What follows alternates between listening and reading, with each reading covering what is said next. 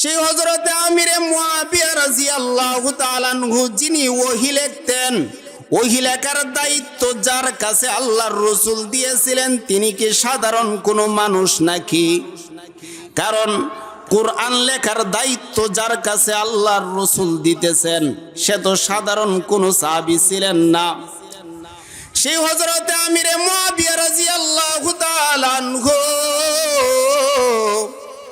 একদিন রাতের বেলায় আশারের নামাজ আদায় করে বিছানায় ঘুমায়ে গেলেন। বিছানায় যখন ঘুমায়ে গেলেন, ঘুম থেকে জাগ্রত হইয়া দেখে ফজরের ওয়াক্ত শুরু হয়ে গিয়েছে। কিসের ওয়াক্ত শুরু হয়েছে? তাহাজ্জুদের সময় শেষ হয়ে গিয়েছে। কারণ ফজরের ওয়াক্ত যখন শুরু হয়ে যায়, তাহাজ্জুদের সময় তো শেষ হয়ে যায়। হযরতে আমিরে মুআবিয়া রাদিয়াল্লাহু তাআলা আনহু তিনি কোনো মতে ফজরের নামাজ আদায় করলেন। মনের ভিতরে খুব অশান্তি, তাহাজ্জুদের নামাজ তিনি পড়তে পারলেন না। তাহাজ্জুদের নামাজটা ছুটে গিয়েছে। কই ঘুমের কারণে ইচ্ছা করে তাহাজ্জুদের নামাজ বাদ দেন নাই। কই ঘুম থেকে জাগ্রত হইয়া দেখে তাহাজ্জুদের নামাজের সময় শেষ হয়ে গিয়েছে। মুহতারাম হাজিরিন, হযরত আমিরে মুআবিয়া রাদিয়াল্লাহু তাআলা আনহু ফজরের নামাজ আদায় করার পরে শিশু বাচ্চা যেমন মাটিতে গড়াগড়ি করে কান্নাকাটি করে, শিশু বাচ্চা যেমন হাউমাউ করে কান্নাকাটি করে, হযরতে আমিরে মুআবিয়া রাদিয়াল্লাহু তাআলা আনহু মাটিতে গড়াগড়ি করে কান্নাকাটি শুরু করে দিয়েছে। হাউমাউ করে কান্নাকাটি শুরু করে দিয়েছে। কেন ভাই? তাহাজ্জুদের নামাজ পড়তে পারে নাই। কই তাহাজ্জুদের নামাজ না পড়ার কারণে তাহাজ্জুদের নামাজের সময় পার হয়ে গিয়েছে।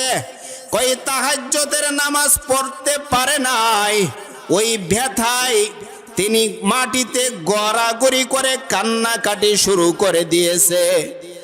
হযরতে আমিরে মুআবিয়া রাদিয়াল্লাহু তাআলা আনহু সারা দিনভর খাবার তার ভালো লাগে নাই, কিছু ভালো লাগে নাই। সারাটা দিনভর শুধু কান্নাকাটি করলেন। ওগো আল্লাহ, আমি ঘুমের কারণে তাহাজ্জুদের নামাজ পড়তে পারি নাই, তুমি আমাকে মাফ করো। কই সারাটা দিন কান্নাকাটি করার পরে কই আশারের নামাজ আদায় করিয়া যখন বিছানায় শুয়ে গেলেন, কই যখন তাহাজ্জুদের নামাজের সময় হয়ে গেল, একজন লোক আসিয়া আমিরে মুআবিয়াকে ডাকতেছে। ওগো আমিরে মুআবিয়া, উঠেন উঠেন উঠেন, তাহাজ্জুদের নামাজ আদায় করেন, তাহাজ্জুদের নামাজের সময় হয়েছে। আমিরে মুআবিয়া ডাক দিয়া বলে, ও ভাই তুমি কে? আমাকে তাহাজ্জুদের নামাজের জন্য জাগাইলা। ওই লোক ডাক দিয়া বলে, ওগো আমিরে মুআবিয়া, আমি সাধারণ কোনো মানুষ নয়, আমি হলাম ইবলিস, শয়তান। জোরে বলেন নাউজুবিল্লাহ। যেই মাত্র পরিচয়টা শুনলেন, হযরতে আমিরে মুআবিয়া চমকিয়া গেলেন। ডাক দিয়া বলে, ওগো শয়তান, তোমার কাজ তো তাহাজ্জুদের নামাজের জন্য জাগানো নয়, তোমার কাজ তো তাহাজ্জুদের নামাজের সময় ঘুম পাড়ায়া রাখা। তুমি যে আমাকে তাহাজ্জুদের নামাজের জন্য জাগাইলা, এর কারণটা কি গো? শয়তান ডাক দিয়া বলে, ওগো আমিরে মুআবিয়া, গতকাল তাহাজ্জুদের নামাজের সময় আপনার মাথা হাত পা শরীর টিপিয়া টিপিয়া আপনাকে ঘুম পাড়াইয়া রাখছিলাম। কই ঘুম পাড়াইয়া রাখার কারণে আপনি তাহাজ্জুদের নামাজ পড়তে পারেন না, কয় তাহাজ্জুদের নামাজের সময় আপনি আরামে ঘুমাইছেন, কয় ঘুমানোর কারণে আপনি সারা দিন ভর যেই পরিমাণ কান্নাকাটি করেছেন, কয় আপনার কান্নাকাটির বদলতে আল্লাহ তাআলা আপনার মর্যাদা এত উপরে উঠাইয়া দিছে,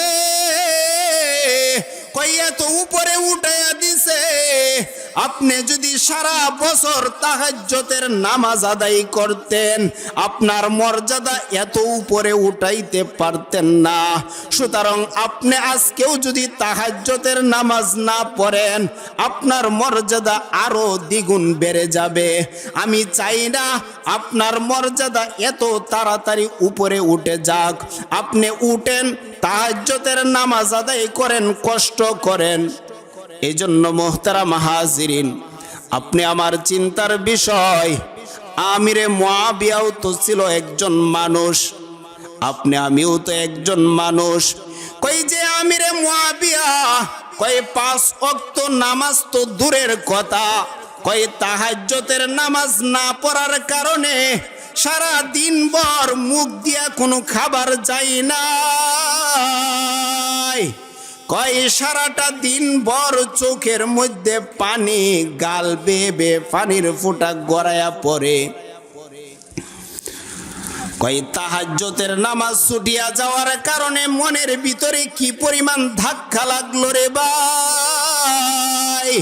কয় তাহাজ্জুদের নামাজ ছুটিয়া গিয়েছে, অথচ আপনি আমি যে বছরের পর বছর আল্লাহর ফরজ বিধান 5 ওয়াক্তের নামাজ পড়তেছি না, আমার ভিতরে তো কোনো ধাক্কা লাগে না। কারণ আমি তো আল্লাহকে চিনতে পারি নাই, আপনি আমার ভিতরে তো আল্লাহর ভয় ঢুকে নাই। কারণ আল্লাহর ভয় যার ভিতরে ঢুকছে তাকে যদি আপনি লক্ষ টাকাও পুরস্কার দেন যে ও ভাই তোমাকে আমি 1 লক্ষ টাকা দিব, তারপরেও নামাজ সারিয়া দেও, কয় লক্ষ টাকা দিতে পারেন তারপরেও সে নামাজ ছাড়বে না। কয় তার ভিতরে নামাজের ইবাদতের মহব্বত ঢুকিয়া গিয়েছে, কয় ইবাদতের মজা ঢুকিয়া গিয়েছে।